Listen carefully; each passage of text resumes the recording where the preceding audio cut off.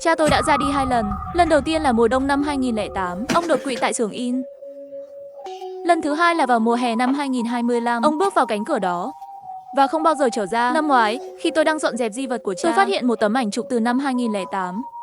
Trong ảnh có một thứ kỳ dị, một cánh cổng bằng đồng xanh treo lơ lửng trên bầu trời. Trong đám đông bên dưới cánh cổng ấy, tôi thấy cha mình đang cầm máy ảnh chụp lên bầu trời. Và ở khoảng đất trống sau lưng ông chừng 10 mét, có một người đứng đó, nhìn chằm chằm về phía cha tôi. Người đó cũng giống cha tôi. Mặt sau tấm ảnh có viết một đoạn kỳ lạ. Ngày 14 tháng 8 năm 2008, cách mặt đất 5 mét. Cha tôi khi còn sống chỉ là một công nhân bình thường, sở thích duy nhất của ông là chụp ảnh. Nhưng ông có một thói quen, không bao giờ chụp ảnh vào mùa hè. Hàng năm, từ tháng 7 đến tháng 9, máy ảnh của ông bị khóa trong chiếc hộp sắt dưới đáy cùng của tủ quần áo. Có lần tôi hỏi cha tại sao, khoảnh khắc ấy tôi có thể cảm nhận rõ ràng sự hoảng hốt thoáng qua trong mắt cha.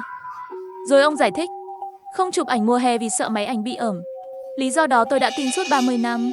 Cho đến năm ngoái, khi tôi lục tìm trong chiếc hộp sắt cha để lại, tôi tìm thấy chiếc máy ảnh câu lót đã ngừng sản xuất từ lâu và một sấp ảnh dày. Toàn là ảnh chụp mùa hè, toàn là cánh cổng đó. Tấm ảnh sớm nhất được chụp vào lúc 5 giờ chiều, ngày 14 tháng 8 năm 1987. Trong ảnh, bầu trời trong xanh như được gột rửa. Một cánh cổng đồng khổng lồ màu xanh nhạt lơ lửng giữa không trung. Trên bề mặt cánh cổng là những đường vân dày đặc, như dấu vết của một sinh vật nào đó để lại sau khi bỏ qua. So sánh với các vật thể xung quanh, ước chừng cách mặt đất khoảng 20 mét. Tấm ảnh muộn nhất được chụp vào lúc 5 giờ chiều, ngày 14 tháng 8 năm 2008. Cánh cổng đồng gần như chạm mặt đất.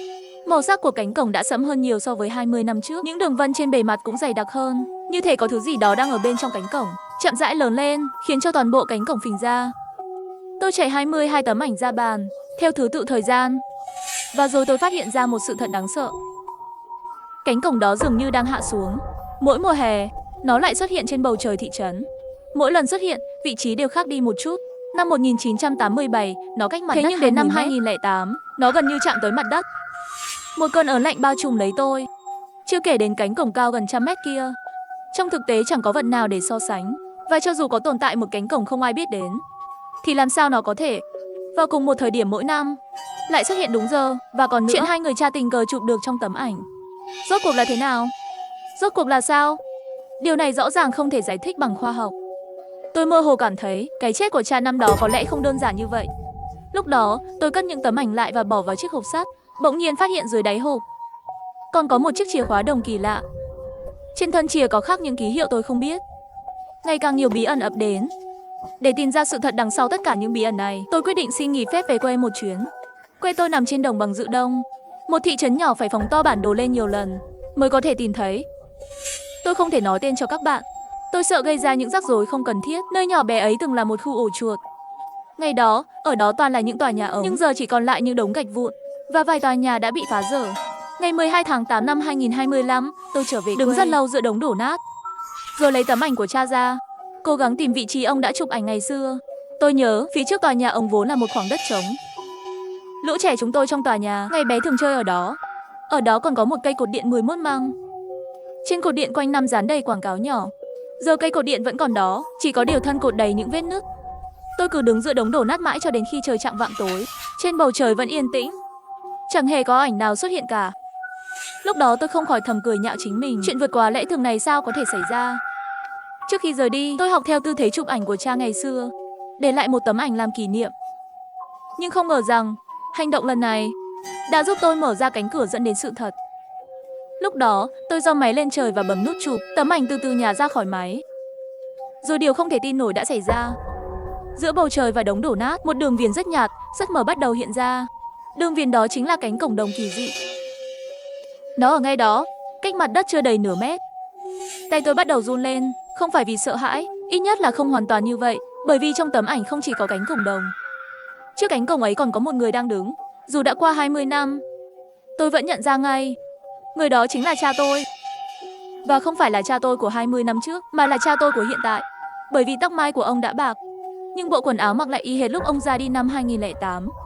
Trong ống kính, cha tôi đang cười về phía tôi. Thú thực, tôi không biết mọi chuyện đã xảy ra thế nào. Khi tôi thử chụp lại lần nữa, trong ảnh lại trống không. Giống như ngoài thực tế, ông nội đã biến mất trong cánh cổng đó. Đó là điều mẹ tôi kể qua điện thoại sau khi tôi trở lại thành phố. Bà nói ông nội đã mất tích vào mùa hè năm 1975, tìm suốt 1 năm không thấy. Bố con chưa bao giờ kể với con sao? Đầu dây bên kia im lặng một lúc lâu, rồi tôi nghe thấy tiếng bật bật lửa. Tôi biết mẹ lại hút thuốc. Thế nhưng bà đã cai thuốc gần 10 năm rồi cơ mà. Bố không cho mẹ nói. Bố bảo con càng biết ít càng an toàn. An toàn, hàng năm ông ấy đều trở về vào mùa hè. Lúc đầu chỉ một mình, sau đó dắt theo mẹ, rồi sau đó dắt theo con. Con có nhớ hồi nhỏ, mỗi khi nghỉ hè đều phải về quê mấy ngày không? Tất nhiên là tôi nhớ. Trên khoảng đất trống trước tòa nhà ống, tôi và lũ bạn cùng trăng lứa nô đùa. Còn máy ảnh của cha thì lúc nào cũng đeo trên người, nhưng chẳng bao giờ chụp. Ông chỉ đeo nó như đeo một tấm bùa hộ mệnh. Ông ấy về để đợi cánh cổng đó. Thực ra mà nói chính xác hơn, ông ấy đang đợi một người. Đợi được chưa mẹ? Đợi được rồi. Giọng bà bỗng trở nên rất nhẹ. Có một năm, bố con dắt con đứng dưới gốc cột điện. Cánh cổng ấy lơ lửng ngay trên đầu hai bố con, cách mặt đất chưa đầy 3 thước. Con giơ tay lên với, không với tới. Bố con bế con lên, đầu ngón tay con siết chạm được ánh sáng từ khe cửa. Rồi sao nữa? Rồi bố thả con xuống, dắt con về nhà. Tối hôm đó, bố con ngồi một mình trong bếp, hút thuốc suốt cả đêm. Bố đã thấy gì? Mẹ không trả lời, chỉ nói có vài thứ cần đưa cho tôi. Khi tôi gặp mẹ, tôi thấy tóc mẹ đã bạc trắng. Đồ ở trong thư phòng của bố con. Dưới cùng của giá sách thứ hai có một túi ni lông màu đỏ. Tôi xách túi ni lông lên đặt lên bàn học. Mở ra, bên trong có 4 thứ. Thứ nhất là một chiếc máy quay. Thứ hai là một xấp ảnh. Khác với những tấm ảnh trong hộp sắt của cha, những tấm ảnh này không chụp cánh cổng, mà chụp người, đủ loại người đứng trên khoảng đất trống trước tòa nhà ống. Thế nhưng trong khung cảnh phía sau ít nhiều đều có thể thấy đường viền của cánh cổng đông ấy. Mặt sau những tấm ảnh có ghi ngày tháng và tên người.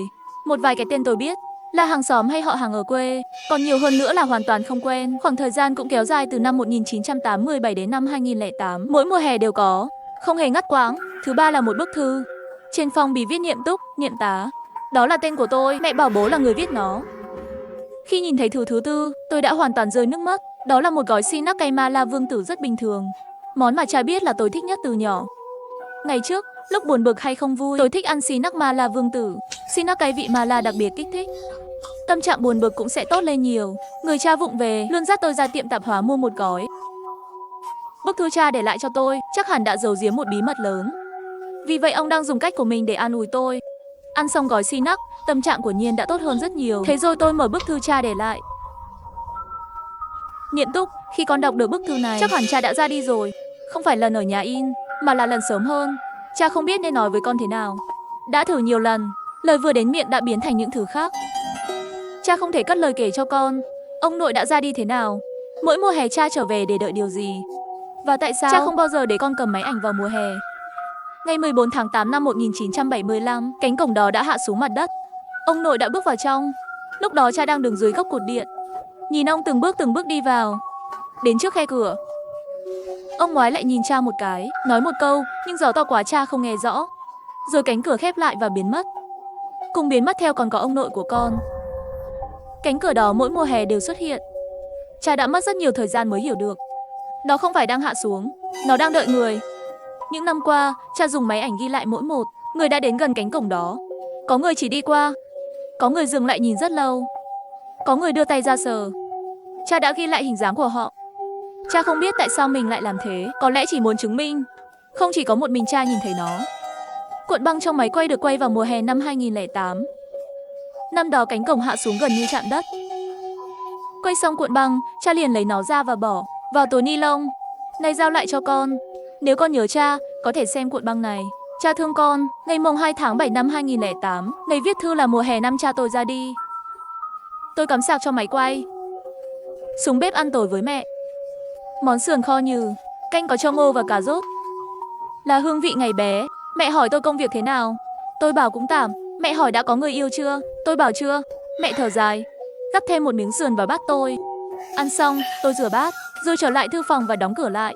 Tôi hít một hơi thật sâu và nhấn nút nguồn.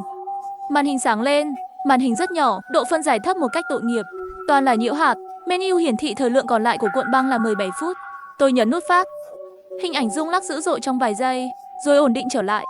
Đầu tiên xuất hiện là bức tường bên ngoài của tòa nhà ống. Ống kính di chuyển xuống dưới, lướt qua khoảng đất trống, lướt qua cây cột điện, và cuối cùng dừng lại trên một người đàn ông.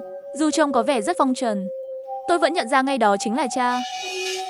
Cha có vẻ căng thẳng, môi mím chặt, mắt luôn nhìn về phía ống kính. Bắt đầu chưa? Rồi, giọng mẹ vọng ra từ phía sau ống kính.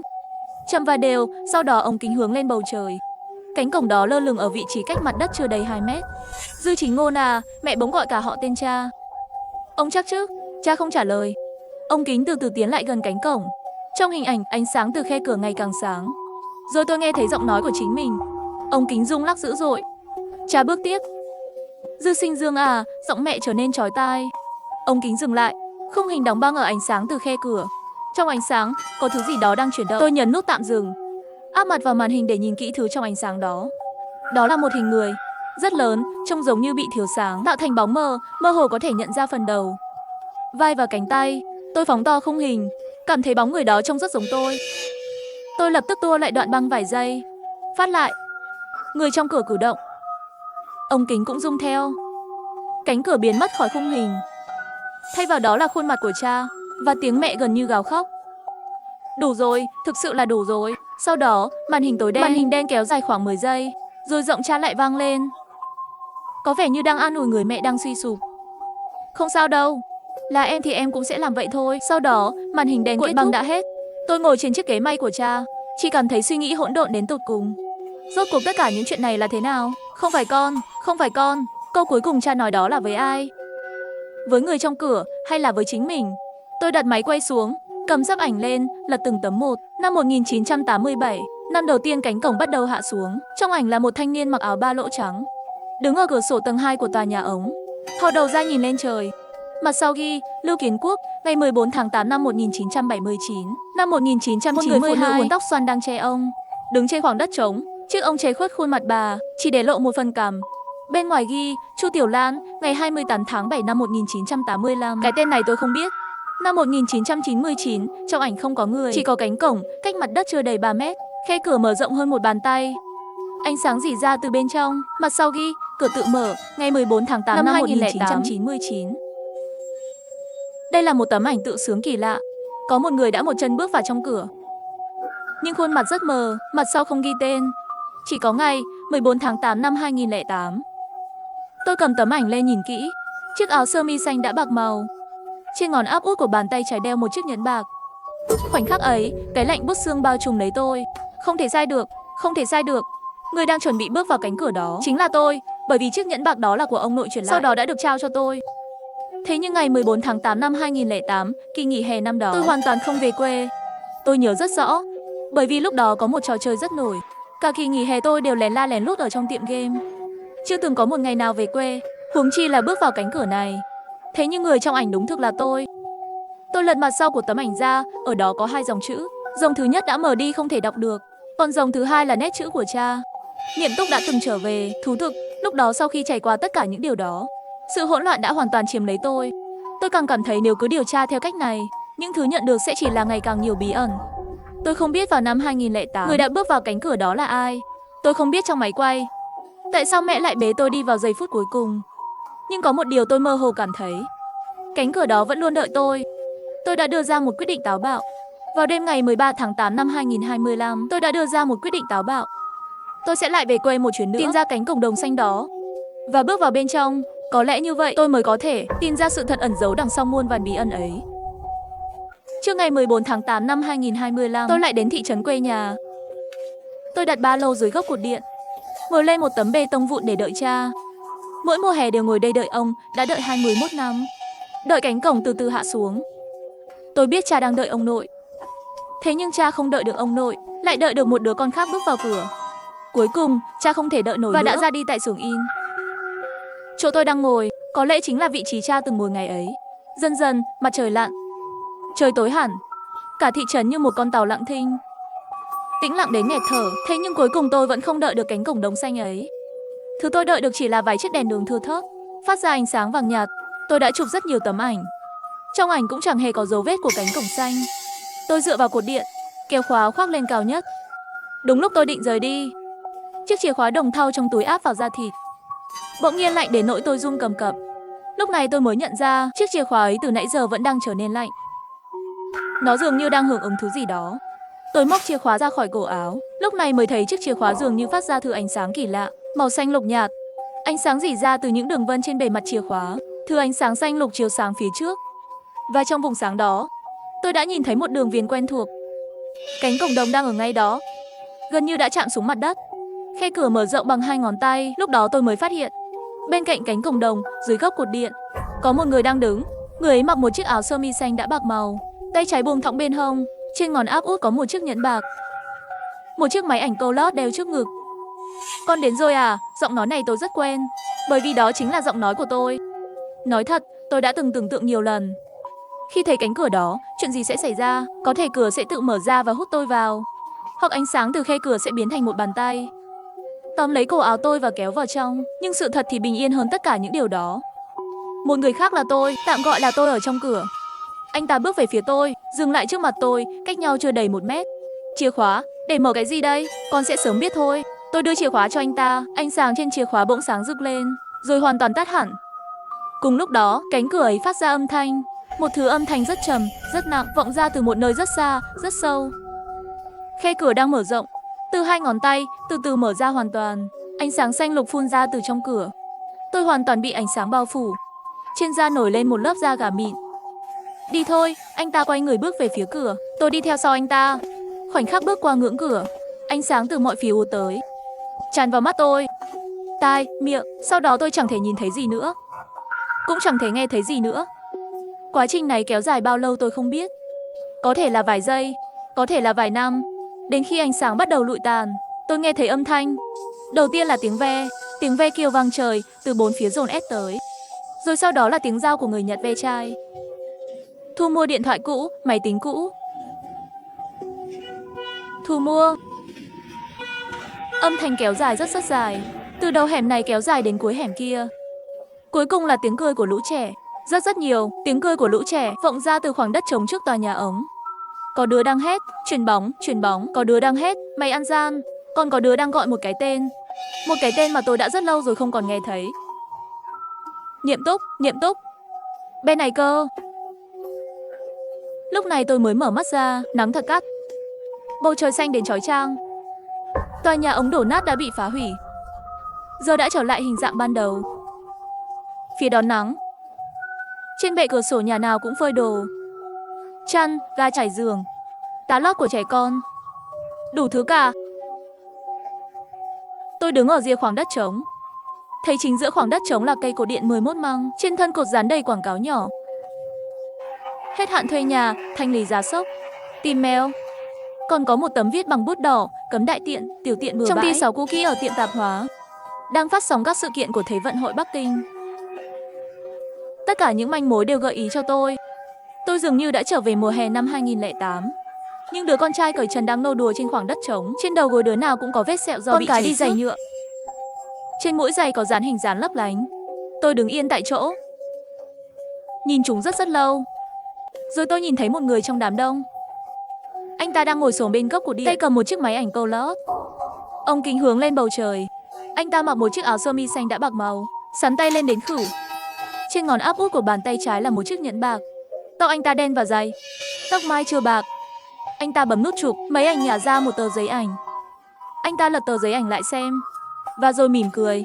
Nụ cười ấy rất nhạt, như thể vừa trút được một gánh nặng.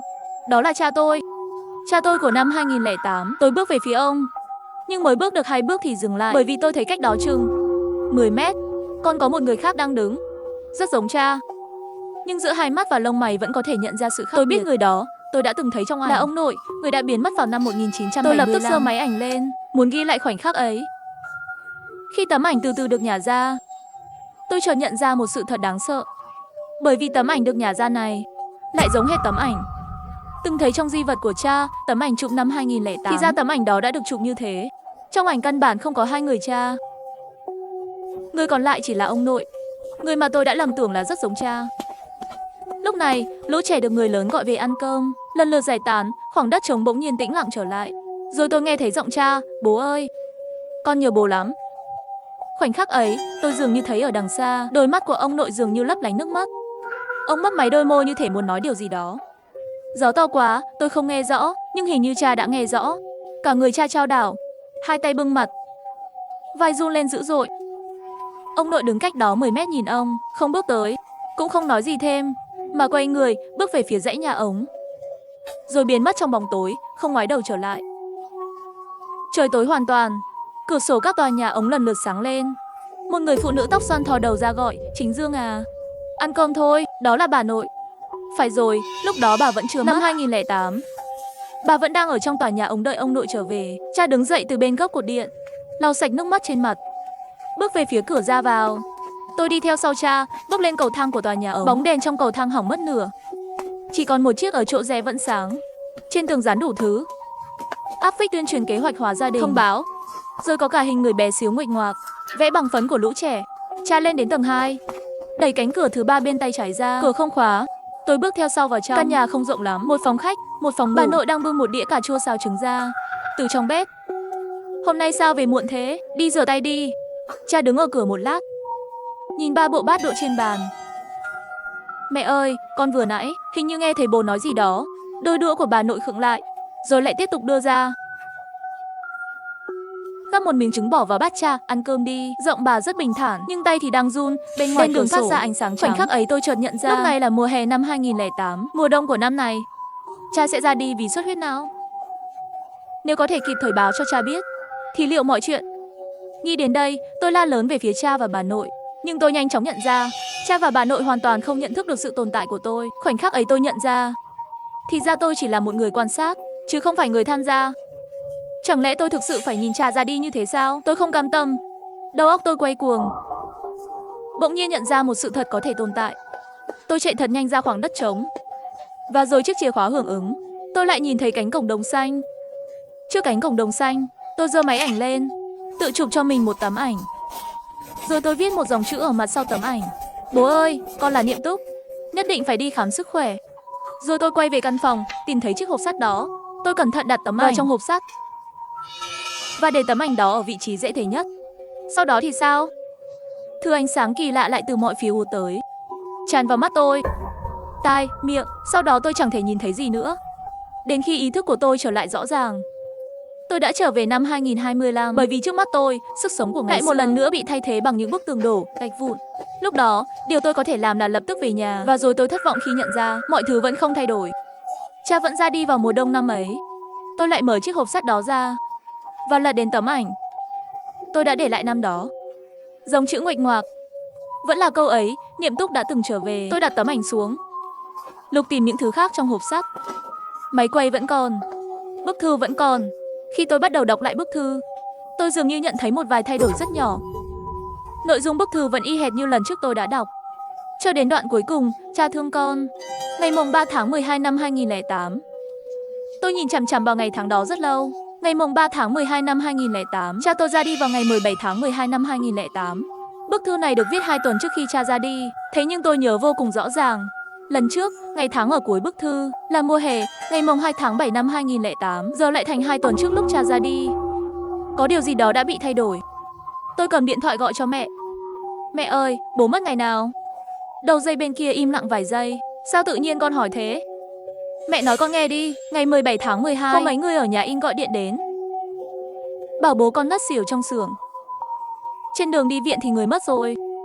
Trước đó sức khỏe của bố có vấn đề gì không mẹ? Không, bố con khỏe mạnh lắm. Năm đó, bố còn đi khám sức khỏe đấy. Khám ra sao hả mẹ? Chẳng có vấn đề gì hết. Sao con hỏi linh tinh thế? Không có gì đâu, chỉ chợt nhớ ra thôi. À, con có thấy gì không? Ba thở dài. Trong giọng nói là sự mệt mỏi như thể đã cam chịu. Có những thứ đáng lẽ phải giấu kín. Thực ra, trước khi bước vào cánh cửa, bố con đã ngoái lại nhìn con một cái. Và bố đã nói với ông nội một câu. Bố con bảo trong lòng ông nội, gió to quá, con không nghe rõ. Nhưng thực ra bố con đã nghe rõ. Tay tôi bỗng nắm chặt điện thoại. Ông nội đã nói, hãy nhìn về phía trước, đừng quay đầu lại. Bóng đèn trong phòng bỗng nhiên chớp tắt một cái. Nó phát ra tiếng điện vò ve nhẹ. Sau đó, mẹ tôi đã kể cho tôi một sự thật. Một sự thật đã bị cố tình che giấu và bảo vệ một cách cẩn thận. Ông nội con bước vào cánh cửa đó năm 1975. Năm ấy, bố con 8 tuổi. Bố con đang chơi trên khoảng đất trống trước nhà, thì cánh cửa đó bỗng nhiên hạ xuống mặt đất. Từ trong cửa thò ra một bàn tay, nắm lấy tay bố con và kéo vào trong. Ông nội con lao tới, gỡ bàn tay đó ra và chính ông đã bị kéo vào trong. Sao mẹ biết? Bố con nói, ông ấy đã mất 40 năm mới hiểu ra. Cánh cổng đó mỗi năm lại hạ xuống một chút. Thực ra là để tìm một ai đó. Mỗi năm nó thử một lần, mỗi năm chọn một người. Năm 1987, nó đã chọn chú của con, Lưu Kiến Quốc, trong ảnh của bố con ấy. Năm 1992, nó chọn Chu Tiểu Lan. Còn năm 2008, nó đã chọn con. Nhưng năm đó con đâu có về quê. Thực ra con đã về rồi. Con chỉ không nhớ mà thôi. Mẹ nói, lúc này bỗng nhiên sắc mặt bà trở nên buồn bã. Chiều ngày 14 tháng 8, bố con gọi con, cứ đi thẳng về phía cánh cửa. Bố con đuổi theo, kéo con, nhưng không kéo được. Vì thế bố con chỉ còn bước vào bên trong cánh cửa. Cánh cửa vốn đã đóng, nhưng bố con đã dùng chiếc chìa khóa đồng thau ấy để mở nó ra. Chiếc chìa khóa là do ông nội để lại. Trước khi bước vào cánh cửa năm ấy, ông nội đã nhét chiếc chìa khóa vào túi của bố con đã giữ nó suốt, biết rằng một ngày nào đó sẽ phải dùng đến. Sau khi bố con bước vào, ông ấy đã thấy nhưng rốt cuộc bố vẫn không đưa con trở ra, vẫn ra đi bởi vì lúc bố con đẩy con ra đã quá muộn. Cánh cửa đó dường như đã để lại thứ đang dần dần nuốt chửng thời gian. Sau khi bước ra khỏi cánh cửa, nhưng bên trong đã chống giữ ra rồi. Con có bao giờ tự không phải để thay đổi dù con có bước vào bao nhiêu lần sẽ ra đi, vậy thì ý nghĩa của sự xuất hiện của nó rốt cuộc là gì? Mẹ tôi lúc đó chỉ mỉm cười và không trả lời câu hỏi của tôi. Biết mẹ đã không kể hết sự thật. Đêm hôm đó, tôi đã có một giấc mơ rất kỳ lạ. Tôi mơ thấy mùa hè năm 2008 xem các sự kiện. Tôi mơ thấy bố dắt tôi chơi đùa trên khoảng sân rộng ở quê. Rồi sau đó là một chiếc xe hơi mất kiểm soát. Và từ rất xa, tôi thấy một bóng người ấy nhẹ nhàng kéo tôi ra và ôm tôi vào lòng. Lần này, rốt cuộc tôi đã nghe rõ ông ấy nói gì rồi. Đừng sợ, bố đến cứu con đây. Bề ngoài trông vẫn khỏe mạnh. Thế nhưng bên trong đã trống rỗng cả rồi. Thực ra, con có bao giờ tự hỏi cánh cửa ấy căn bản không phải để thay đổi điều gì. Dù con có bước vào bao nhiêu lần đi nữa thì bố con vẫn sẽ ra đi vào mùa đông năm 2008 và ông nội con vẫn sẽ biến mất vào năm 1975. Vậy thì ý nghĩa của sự xuất hiện của nó rốt cuộc là gì? Mẹ tôi lúc đó chỉ mỉm cười và không trả lời câu hỏi của tôi. Tôi biết mẹ đã không kể hết sự thật. Đêm hôm đó, tôi đã có một giấc mơ rất kỳ lạ.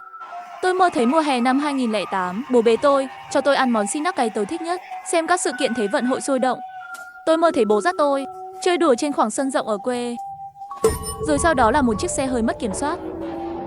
Và từ rất xa, tôi thấy một bóng người mờ ảo chạy về phía tôi. Người ấy nhẹ nhàng kéo tôi ra và ôm tôi vào lòng. Lần này, rốt cuộc tôi đã nghe rõ ông ấy nói gì rồi. Đừng sợ, bố đến cứu con đây.